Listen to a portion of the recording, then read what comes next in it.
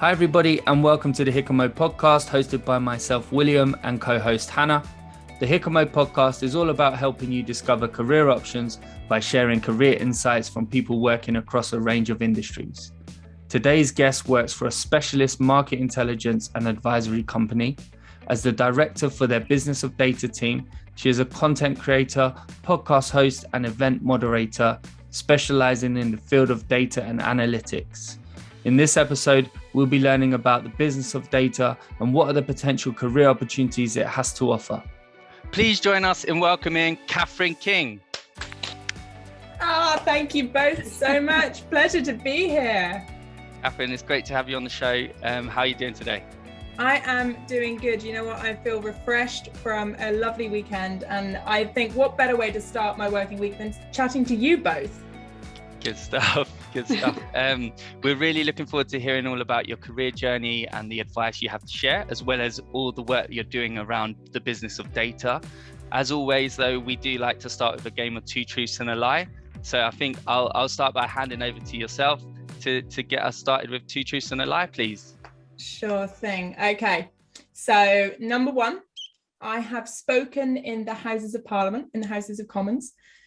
I have taught belly dance lessons, and I have travelled to over 8 countries. Ooh. Belly dance. I'm just making it belly dance. Oh, this is difficult because I can think all 3 of these are true. Yeah. I think the first one's true because I did see something actually on your LinkedIn about a youth parliament, I think it was. That one. 8 countries. I think it's more than 8. It might be more than 8. Yeah, maybe it's that. I reckon you've gone low on that. But then, yes, I think that one's probably the lie. And because belly dance, I think there's a chance you may have got that because it is very random.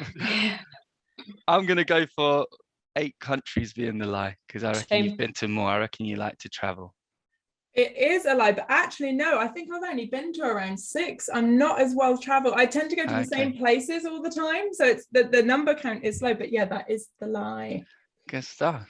So teaching belly dance. Yeah. How did that come about? Well, so my aunt used to attend belly dance lessons, and I'm a bit of a magpie. I love anything shiny, and I used to go along when I was younger, and then was taught and self-taught, and then at university they have a belly dance society, and I was asked to come and teach for a few years, which was so much fun. It was a really great opportunity to meet people from all sorts of backgrounds and just have a bit of fun. So yeah, that was a couple of years ago now, so I'm not sure I could fit into many of my old costumes, but COVID does that to you, so I'll forgive myself. Yeah, I think that's a good point around the university societies actually, and the importance of actually when you're at university as well as studying, trying to get involved in some of those societies, to build your friendship, 1000% networks, but then also make it an enjoyable experience and not just pressured around the studying. 100%. University has got to be more than the course you do. It expands you as a person. I mean, depending on the societies you go for, especially around the cultural side, so belly dance, any kind of languages or culture, you meet just different people that you may not have traditionally met before, and I think that's always good to expand your own horizons in education. And life's a journey, and life's all about learning, so if you can open yourselves up to that, it's good fun. But yeah, it's also the fun side of university as well. And I think we talk so much about the courses, the grades, and what class honors have you come out with, but actually it's the soft side as well, meeting new people, enjoying your time, which is why I feel so sorry for those going through their degrees at the moment with COVID, and that being a very different type of experience from what I and many others would have experienced in person. Yeah, Hannah's something I can relate to. Absolutely. But even this year, just the beginning of this semester, I mean, it's been a significant improvement. I mean, there's a lot more society stuff, and I'm definitely getting more involved.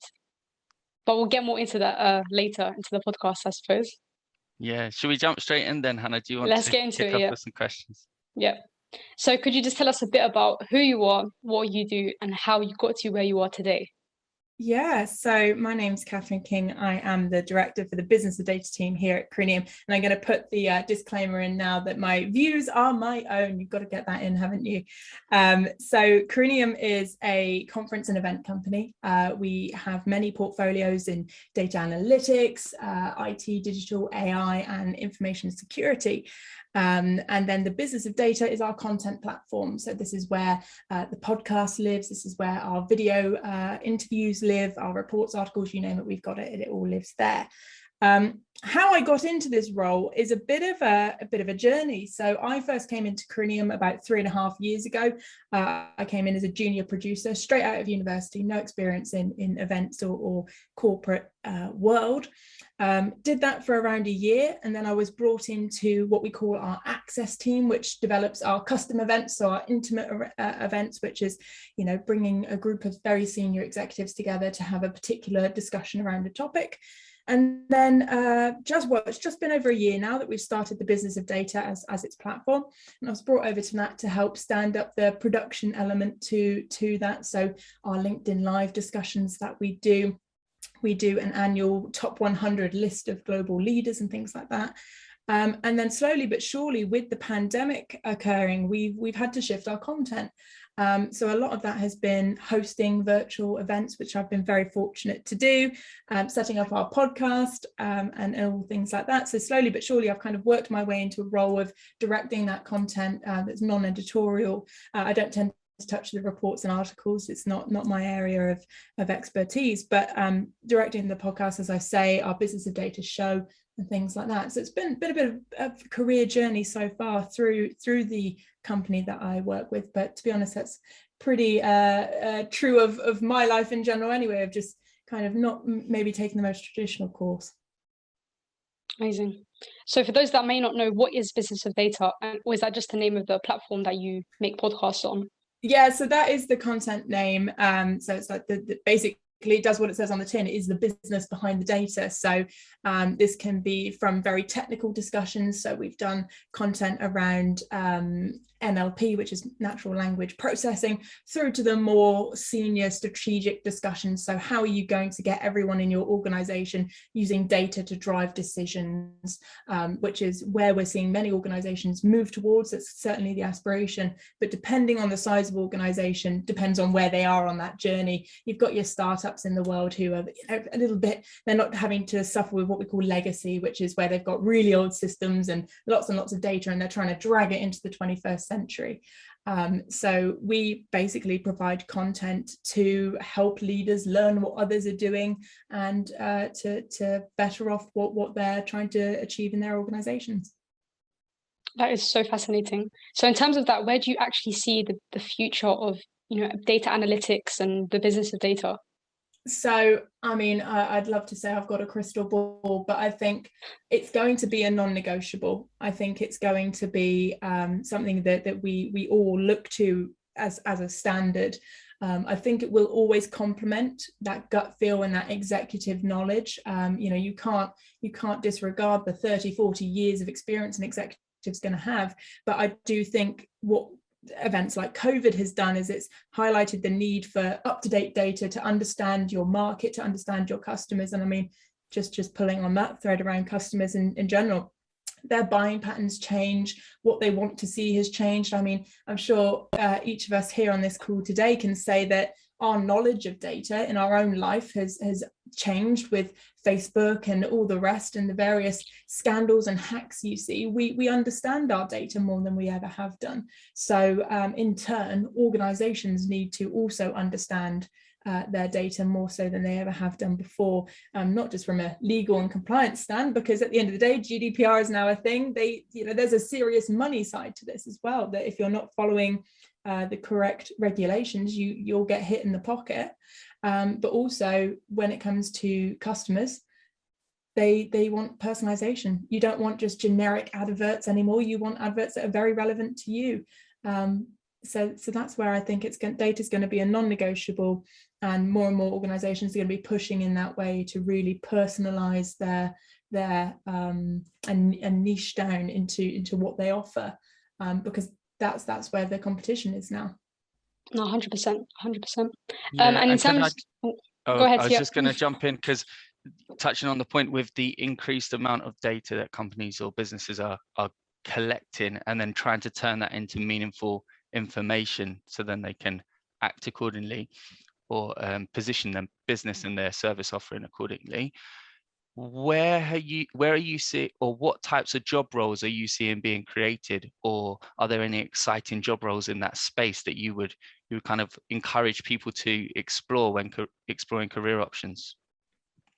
That's a really great question. So there's so many roles that are being created, and actually one of the biggest challenges the market's seeing right now is finding the people to fit them, because there's this huge demand, but there's not the supply. But anything with analysts behind it, product analyst, customer analyst, really the misconception is that you have to be hardcore maths, hardcore statistics, really up on your coding. But more and more organizations are moving into having platforms which are low code or no code.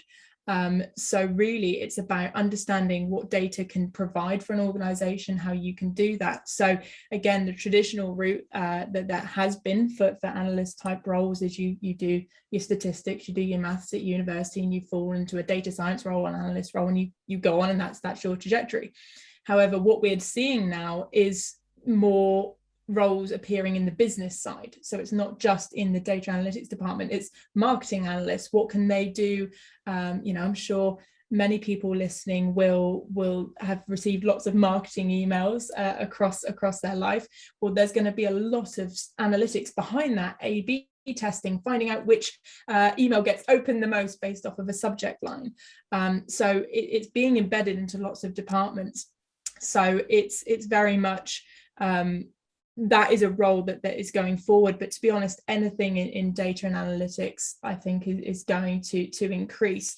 And I think the awareness behind a lot of organizations is now there's not many people coming up from those traditional routes. So how else can we get these people involved? And you can lend that then into a diversity and inclusion question, because stereotypically you do see a little bit more diversity in academia, but when you do come up to the corporate level, you aren't seeing as much diversity. There is a bit of a drop off there, but even so, the diversity you are seeing in academia is not fantastic. So actually expanding into other areas, going across to those doing the marketing degrees, or those doing like myself in social science, what you can then provide, you're going to get more diversity in that as well, which lends into a lot of the big problems we're seeing in the world today. I'm sure you may have watched Coded Bias on Netflix and all of those fun documentaries that make AI seem very, very petrifying. That's going to be the sort of thing that helps. So those are the sorts of roles that we're seeing and will continue to see. Fantastic. So in terms of the industry just changing and being very fast paced, how do you personally keep up to date with that? So I'm very, very lucky. I have a group of executives in the form of a global advisory board that we put together last year. People nominated themselves to join, and they're all C-suite executives, so chief data officers and such, or their equivalent of in their organization, so head of AI and all of that fun stuff. And I'm very fortunate to meet with them very, very regularly. So that's a really, really good point for us to be able to kind of tune in and see what's going on for them, their challenges, things they're coming up against, the opportunities they're seeing as well. I think I always tend to go down the challenge route because that tends to be the most interesting, but actually what opportunities are you seeing at the moment as well is a big question I do like to ask. So that's one side. But then the second side, the organization I work for, myself, we all have this belief of community. And luckily we have that relationship with the market. So, I had an executive reach out to me on LinkedIn saying, hey, Catherine, I've just accepted a new job in this organization. Let's book in some content because I've got some really exciting things to tell you. And just being able to have that relationship with the community helps us keep our content really relevant. And then, kind of speaking to the editorial side, which, I don't touch so much, we do a lot of research surveys. So 100 plus kind of participants getting involved in that, which really helps us to keep our finger on the pulse of what's going on in the market for these executives. Amazing. That's fantastic. So just going back to sort of your trajectory to get to where you were, you said that you studied social sciences. So did you do that at university, and what specific social science did you study? Yeah, so it was a bachelor's of science and economics, because there was a couple of statistics modules within it. So data analytics has been a passion of mine from university. It's certainly not something that was, kind of just born out of work. But it was a sociology course, and then within that, like I say, did the statistics, did crime and punishment as well. So I was very lucky, because sociology is such a broad umbrella degree. I was able to dabble into psychology, I was able to dabble into criminology, which was really beneficial, because you could basically tailor make a degree with all the best bits, as opposed to, I had a few friends who did criminology, and that is what it says on the tin. They do a couple sociology modules, but most of it is kind of the crime and side. So from that, I was able to get a really diverse idea of what was going on in the social world, from the statistics quantitative view of data through to the more qualitative side and understanding social theory as well. Amazing. And where sort of sociology is so broad, like you said, it's very, very beneficial to get that insight into many different aspects. And then how did you sort of narrow it down that you wanted to go into the data analytics? Yeah, so this is where I say, I think everything happens for a reason, and I think you've got to go with the opportunities that present itself. I knew I wanted to continue. I'll rephrase that. I didn't want to continue into educate. Well, I did want to continue into education, but I knew I wanted to step. I didn't want to do a master's. I did apply for a PhD at the end of second year, because that's when you have to apply going into third. It's incredibly competitive. Didn't get through to that, but I was able to pick up a couple internships during my third year, which was really great. But I knew I wanted to step into work. I was ready to earn some money, if I'm being honest, because being a student, you have a pretty tight purse, and I was ready to do that. And I knew I really enjoyed data. I really enjoyed my statistic module. So it was a case of, right, what can I do with that? And then I was scrolling through Indeed, as I'm sure many people listening have done. And there was this role that was, in the world of data analytics. It was, as I say, I entered as a producer. So in conferences and events, I'm an incredibly people person, which is why I loved sociology. So it kind of ticked all the boxes. And the other box it ticked at the time, because you've got to remember this is pre-COVID, was it was actually a working from home job. And wow. I was living in Cardiff. My family's from Somerset. I didn't know where I wanted to live, if I'm honest, because the world's your oyster. So having a job and having that security of having the job no matter where you lived was another huge plus. So that's kind of how I ended up where I am. Wow, that flexibility is very very beneficial as well. Yeah, that's amazing. So in terms of mentorship, were there any sort of people that you look up to, or anyone that aided your journey throughout your career thus far? Yeah, so I mean, I've been very lucky to pick up mentors in each stage of my life, right from at the start. Made reference there at the introduction to Youth Parliament.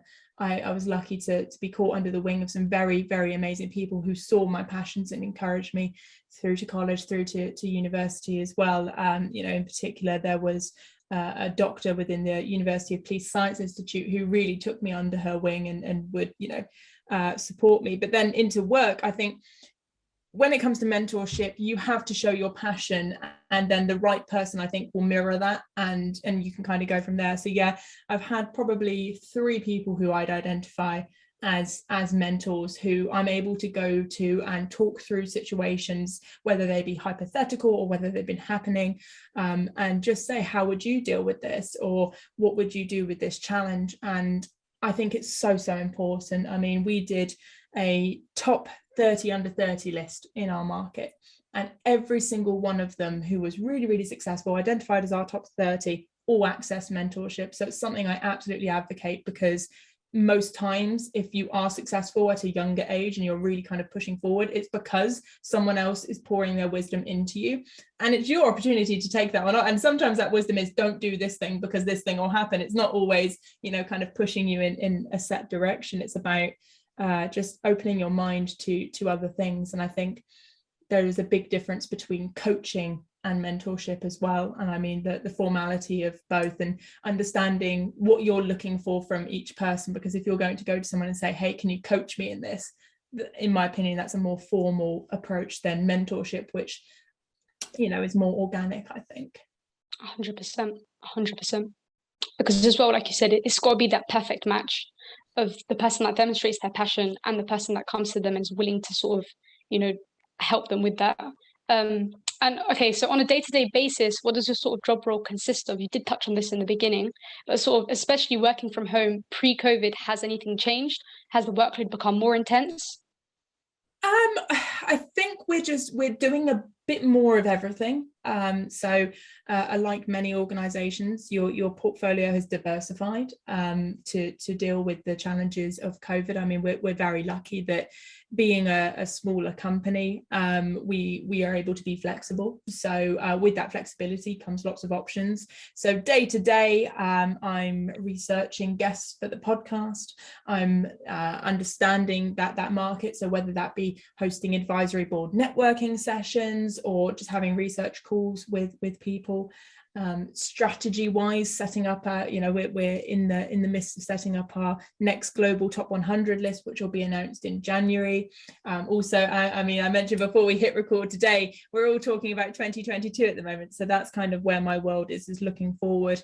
And then, you know, we are still hosting events both in person and virtual as well. So I was only in London last week at our information security event, which was really successful. People were really excited to be back. And then next week I'll be hosting a virtual version for our European audience. So it's a very diverse role that I have. It's probably not the most traditional kind of producer role, which is normally kind of event focused, and you work on a certain production scale of, you know, 6 weeks of getting your speakers, 2 weeks of research, and et cetera, et cetera. So again, as is my life, I tend to go for a bit more of a broad role, which I can kind of pick out all the things that I get to do and get supported to do as well.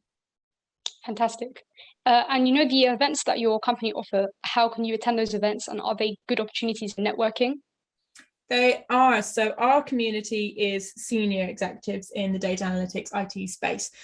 So it is more for the older cohort. So I think your podcast listeners are probably going to be a little junior to tap in. But, you know, that being said, you know, what is available virtual and what is available on the business of data platform, I mean, absolutely dip into it, because, you know, if you really want to hear from this space, and it's also good opportunity, which has kind of happened organically, to learn a bit more about the leaders who you perhaps want to go and work for. Because, you know, especially when you've got leaders chatting to me about, you know, my passion area, which is diversity and inclusion, to me, I think that stands out as someone I'd absolutely go and work for, is someone that's, you know, going on a podcast and saying, hey, we're trying to be inclusive with our teams because we're trying to solve issues around ethical AI, for example. So definitely check out the content. But yeah, it is a good space to network. I mean, I think every events company under the sun has had to do a bit more thinking about what that looks like virtually, because humans are awkward, and you stick them all on a Zoom call and no one wants to come off mute.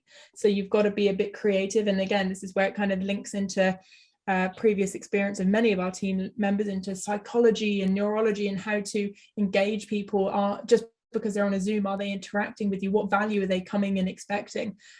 So we've had to do a lot of out the box thinking, although I hate that phrase. I think it is a good opportunity for networking, and it will only evolve. And I think as we move back into in-person events, I think people are going to really crave the conference coffee, standing around, chatting, catching up types of interactions, which we've really missed over the last 2 years. Absolutely. Yeah. In terms of, you mentioned your podcast and also some of the live webinars that you do, which I believe you post to your YouTube channel. Mm-hmm. We normally leave this till the end, but I think it would be good, given that we've touched on it, if you could mention where people could find that, because I think the point that, you know, the events that your organization creates aren't necessarily for entry level candidates, but more so for executives. But I still think there's a lot of value in people watching that content, hearing about what's happening in the industry from the leaders in that industry or in that space. So yeah, if you could share, that would be really helpful. Absolutely, and I'll provide you the links so you can put them in the show notes as well. But I mean, the platform is just business-of-data.com. Pop onto LinkedIn, you'll find Corinium Global Intelligence, Business of Data, Business of InfoSec as well, which is our other platform for the information security space. And then, yeah, you can find me on LinkedIn as well. And it's all over my LinkedIn, the various links anyway. But yeah, I'll pop you the links so you can put them in the show notes so they're easy to access. Great. And I also saw that you do something around a monthly female executive webinar. Yeah. Would you be able to share some information about that? Just because I think also it's good to have kind of a focus on female leaders and in different industries, and then I think that will help to encourage other females or women to get into that industry as well. 1000%. I mean, I touched on it earlier. This is my passion center is around elevating voices. So for the last year, I've been running a monthly leading female executive discussion panel, which is global. So we have leaders that join us from South Africa through to San Francisco, London as well. And we talk about a topic. So we've spoken about cloud, AI, data for good, all sorts of topics now, except for our International Women's Day special, we don't talk about being a woman in data. I'm a big believer that it shouldn't be the only thing female leaders are dragged on to talk about. So for me, it's all about elevating voices organically and providing an example, because when you think data, I know particularly in my head, you have a certain visual of what that looks like. And at the moment, that is still the majority. So what we're trying to do is challenge that stereotype and say, actually, a data leader can look like this or it can look like that, and have that diversity so that there will be younger people looking at this and going, oh, wow, look at the chief strategy and AI officer for Levi Strauss, who happens to be a woman. Look at the chief data officer for Mersey First, a really big health company in the US, who happens to be a woman. And it's about providing those examples for upcoming talent. And again, I alluded to it earlier, some of the biggest challenges as a society we're going to face in the future around AI bias, around ethical AI, is going to need a diverse set of people sat around that table solving it. Because unfortunately, the issues where people of color aren't recognized by facial recognition is because no person of color is sat around that table to ask the questions. Why are we not testing on this data set? This data set doesn't include people from this background. Until we have a diverse set of people sat around the table, those challenges are going to continue. And that's not what we want. Absolutely. It's an intrinsic problem. So that's definitely the first step to resolving it. And as you said, you can't be something if you've never seen it. So to do it organically instead of voicing, the bad points of maybe working in data and the challenges you may face, it's about amplifying the positive voices as well.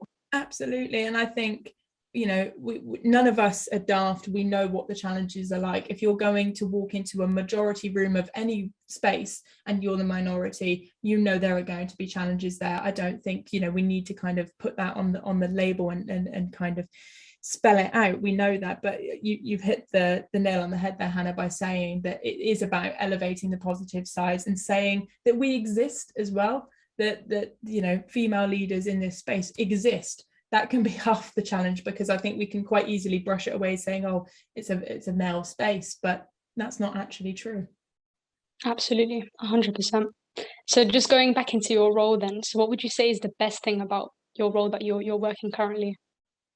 The best thing, gosh, that's going to be hard to just nail it down to one thing, I think, but there's a special thing that happens in an interview, and I'm sure you both know this as interviewers for this podcast, that when someone is really in their flow, they're really talking about something they care deeply about, there's a little twinkle in their eye, and you get to see that and you get to engage in that conversation. And I get to do that so regularly. As I mentioned, I was at that event last week, and I planned to do a 10-minute interview that ended up lasting 25, because this particular executive, I got him right where his passion center was. And it's just amazing, because it feels like there's just sparkles emanating off of people when they're in that moment where you're really asking them questions that they're excited about, and you can tell that they genuinely care about the thing they're talking about.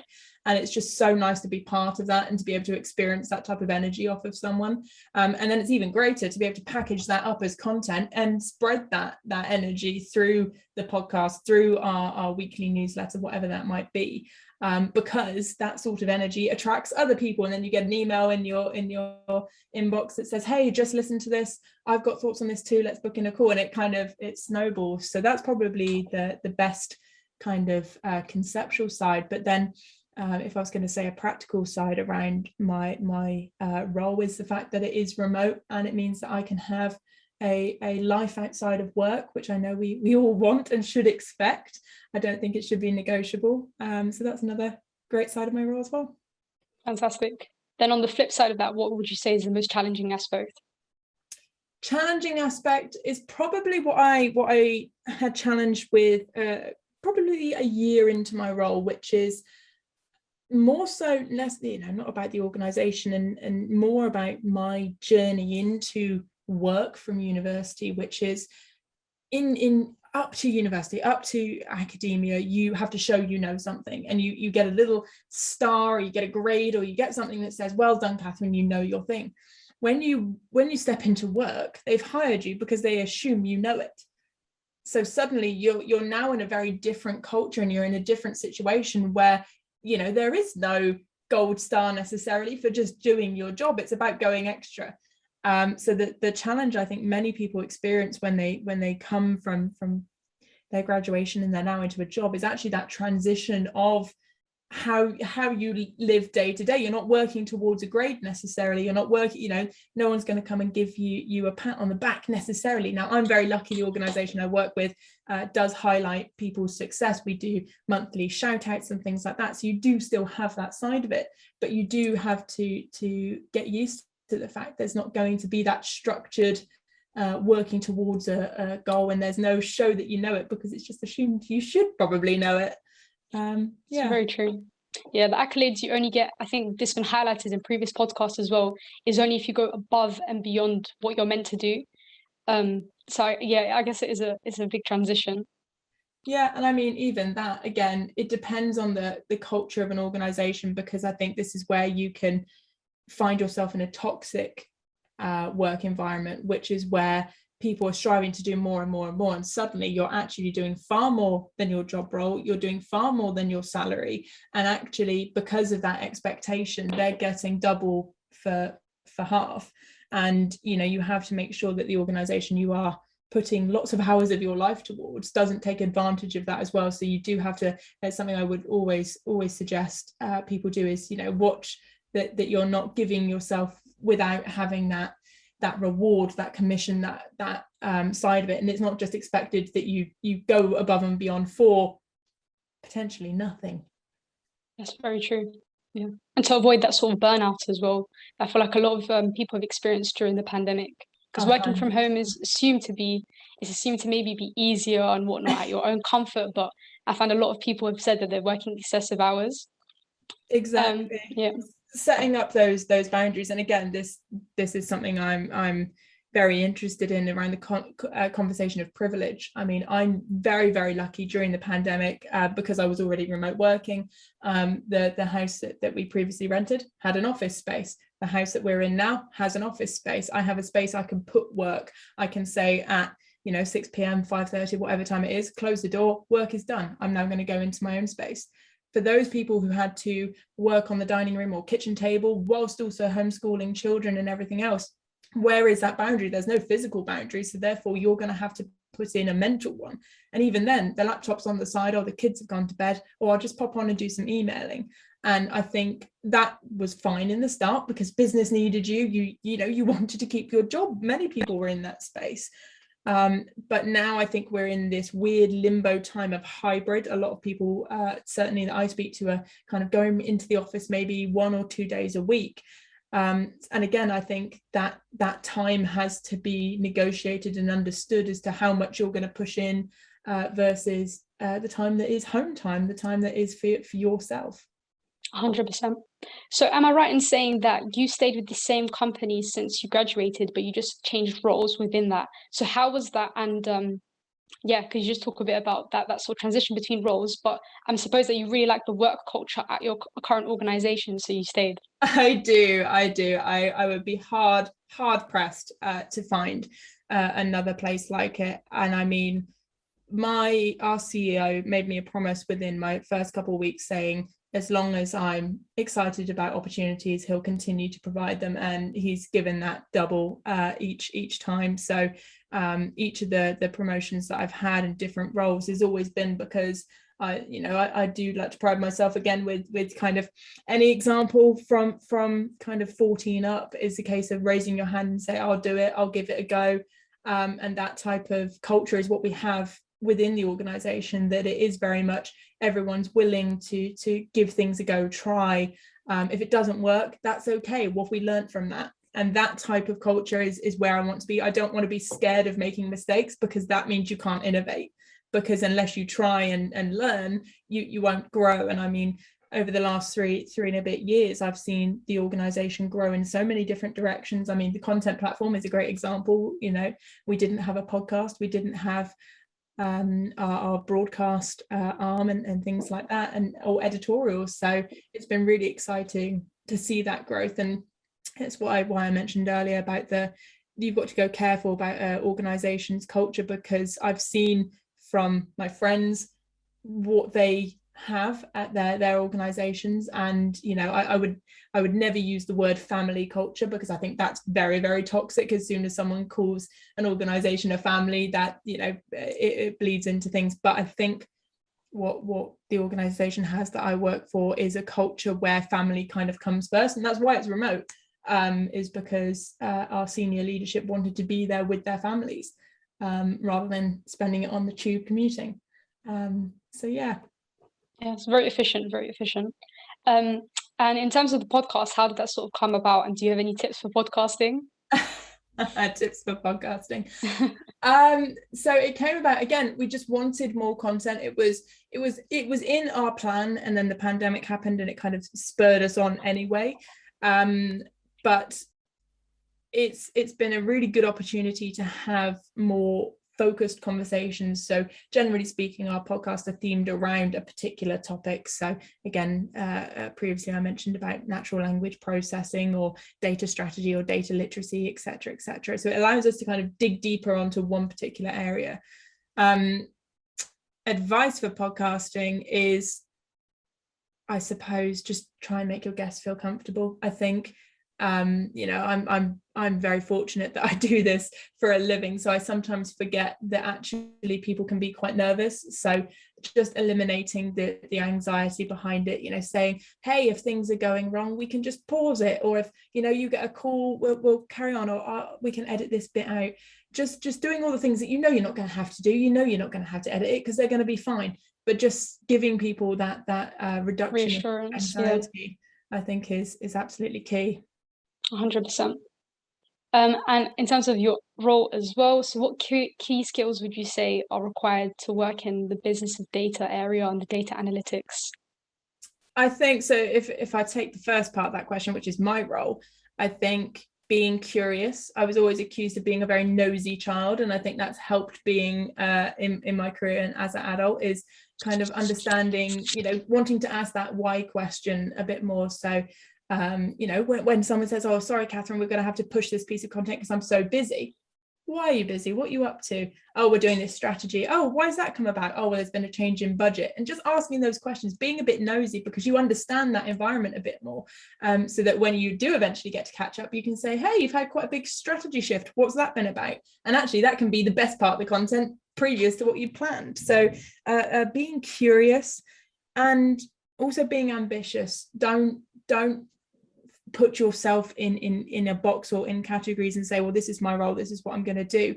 I mean, it's not my business to be doing marketing, yet I'll very much be asking questions to our head of marketing, how I can support him in what he's doing, because it interests me. So don't just keep yourself in a box. But then if you're asking around the data analytics space, how can you what are the key skills there? If there's two key skills or two features of a good leader that I've noticed, is again that curiosity. Data people love to be curious. They like to dig themselves into the data, see what story it's going to tell them. but then have that growth mindset as well. So what do I want to do in the future? And again, this is part of the challenge we're seeing in that market, in that they're calling it the great resignation, because people keep moving around jobs now, because they're wanting better salary. They're wanting to be working on the coolest projects, which makes, for some industries, really challenging if you're in the public sector, for example, where perhaps you've got a bit more regulation, and you're not able to do the most advanced analytics because of where the organizations are. So yeah, growth and curiosity are two big skills, I think, that get you far in that space. Fantastic. That's all the questions I have anyways for today, so I'll pass back over to William, but that was very insightful. Thank you. Thanks. Great, thanks, Hannah.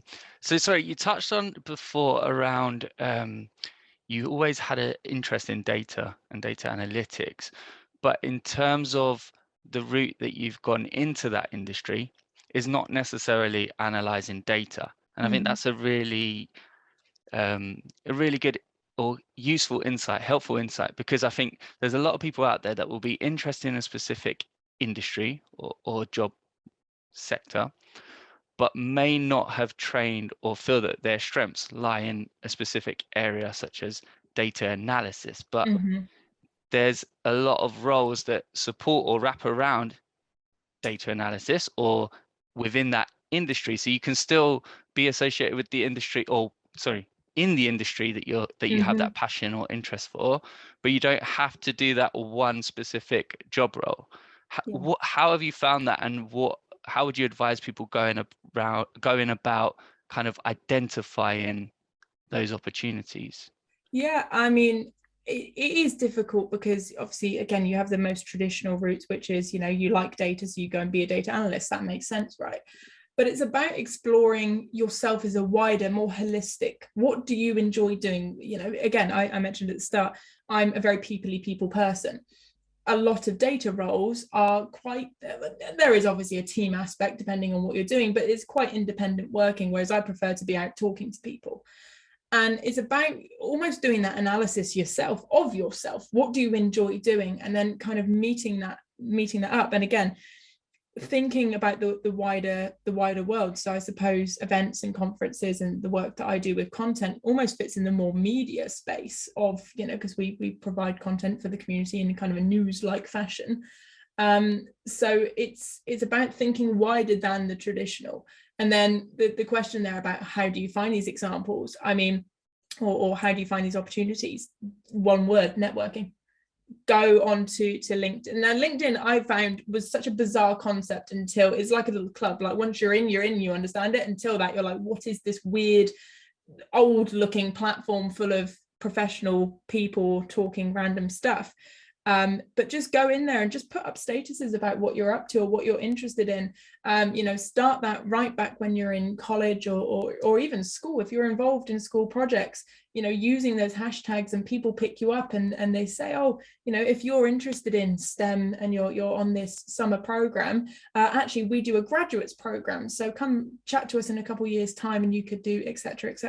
So it's about networking and making those connections with people and just having a wider view of the world. I mean, I mentioned before we hit record here today, I would have loved this sort of podcast when I was younger, because you have what's in your social world. You have what your parents did, you have what your grandparents did, you have what is in your school, in your area.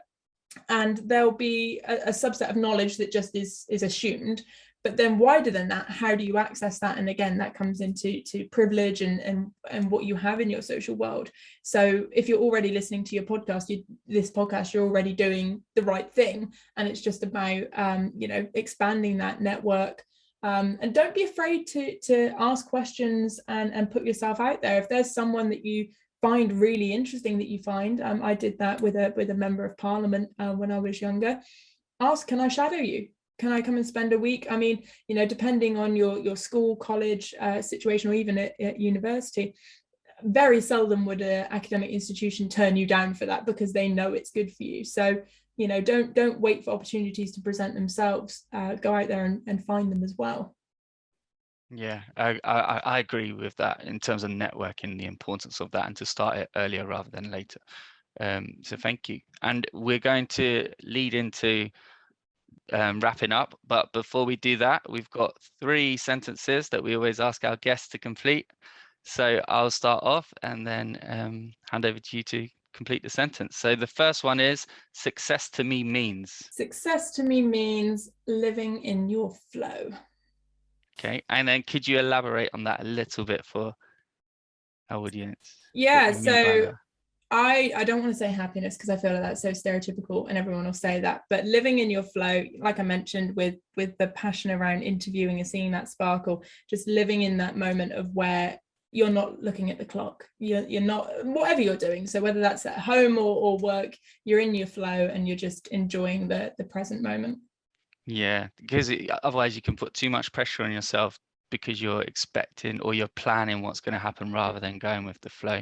Although I do always encourage to have a plan, but I do agree in terms of just go with it. And I think a few guests have said happiness before, and also similar to flow. So we're starting to get a real common theme, which is great. So the next one is, I wish I had known.